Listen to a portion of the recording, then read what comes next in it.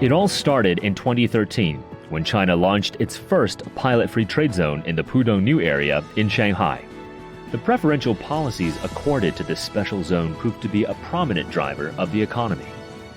The region, covering just over 0.001% of China, generated 6% of the nation's total import and export trade volumes in 2019.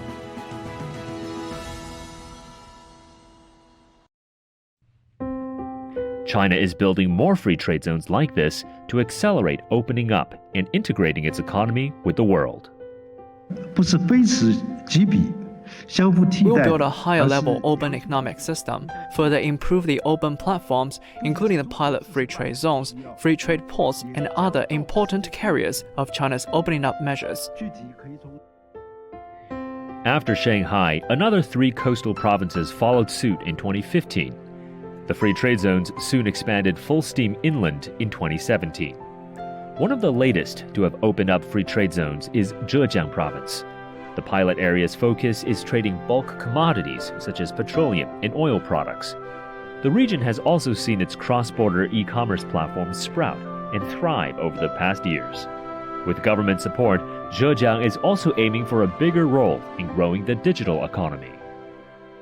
Hangzhou is the first Chinese city to pilot cross-border e-commerce. Local authorities have extended to us policies and talent training that will be feasible for our enterprise. That's exactly the reason why we settled here. Building a digital free trade zone is a future trend. We want to put digital trade as the core and use digital industry as an engine. They are supported by digital finance, logistics, and governance. We're aiming to establish a complete digital economy industry chain. In 2018, a new star rose in China's south after President Xi Jinping announced the decision to support Hainan as a free trade zone and gradually transform it into a free trade port with Chinese characteristics. It's set to become the largest free trade area in China, covering some 35,000 square kilometers. Hainan aims to be a global hub for duty-free trade by 2050. Under a master plan released in June 2020, the Hainan FTP will have a zero-tariff policy on most imports, including manufacturing equipment, consumer goods, and raw materials. To attract the best talent, the government set the top-tier income tax rate at 15% for eligible employees, far lower than elsewhere on the Chinese mainland. Since the construction of Hainan Free Trade Port, it's not only facilitated people-to-people exchanges.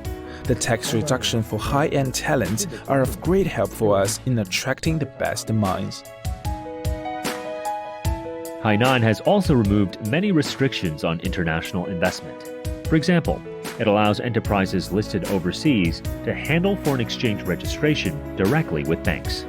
This, along with moves to reduce barriers on financial markets and improve market access. We believe many enterprises are eyeing for the future development of Hainan Free Trade Port. The market will be improved with more convenience and better openness to international companies. They'd love to develop themselves together with Hainan during the process. Over 110,000 talents arrived in Hainan to work from June till the end of 2020. And offshore duty-free shops here have seen a wild shopping frenzy. Its total volume of sales topped $625 million in January, increasing by nearly half compared to the same period last year.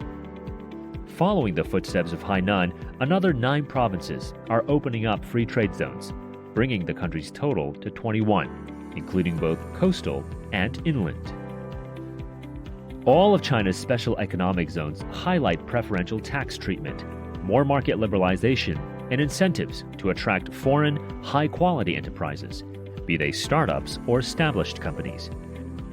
These zones are the key to fulfilling the external circulation phase of China's dual circulation strategy, improves the country's commitment to opening up and free trade.